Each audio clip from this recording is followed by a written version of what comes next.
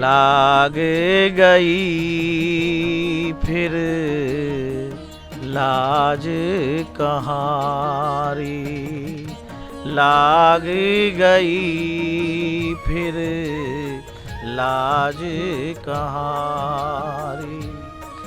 ये द्रगे लगेरी नंद नंदन सो, ये द्रगे लगेरी नंद नंदन सो, और सो मोही अब काज कहारी, लाग गई फिर लाज कहारी।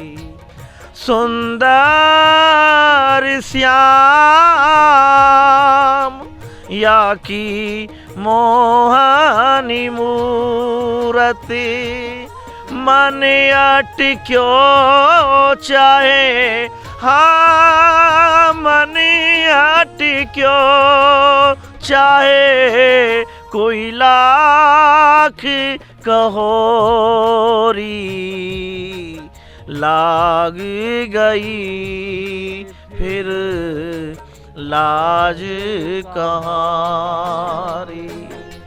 भारी भारी पिए मैंने प्रेम के प्याले, भारी भारी पिए मैंने प्रेम के प्याले, अब या ओछ अमल कोरी सजनी, या ओछ अमल कोरी बहना, अब स्वाद कहारी,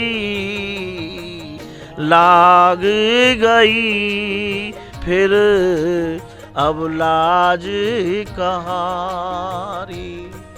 ब्रज निधि रस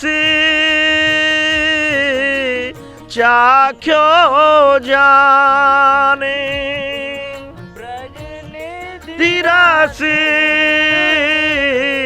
चाख्यो जाने, या सुख आगरी सजनी वो राज कहारी, या सुख आगे भैया वो राज कहारी, लाग गई फिर लाज कहारी।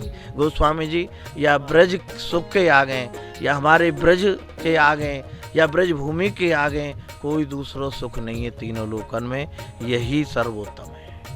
देखिए, सोमनाथ जी ने बड़े ही सुंदर भाव से यहाँ की लीला समझाई और बड़े मधुर कंठ से ब्रज का भाव बताया कि लाग गई फिर लाज कहारी। ये भक्तों का भाव है कि एक बार भगवान से जब लगन लग गई तो फिर ना कोई शर्म है, ना कोई संकोच है, ना किसी की परवाह है। यही कार्य मीराबाई ने करके दिखाया। जब उनकी अपने गिरधर से जब लगन लगी तो सब कुल काज सब छोड़कर वो भगवान की शरण में आ गई, ब्रज में आ गई। इसी भाव का उन्होंने पद सुनाया और निश्चित ही आपने ये पद सुनकर आपके मन में भी एक अभिलाषा उत्कंठा जरूर उठी होगी कि एक बार कन्हैया के उस ब्रज में जाएं और सुनहरा की कदम कंडी के दर्शन करें।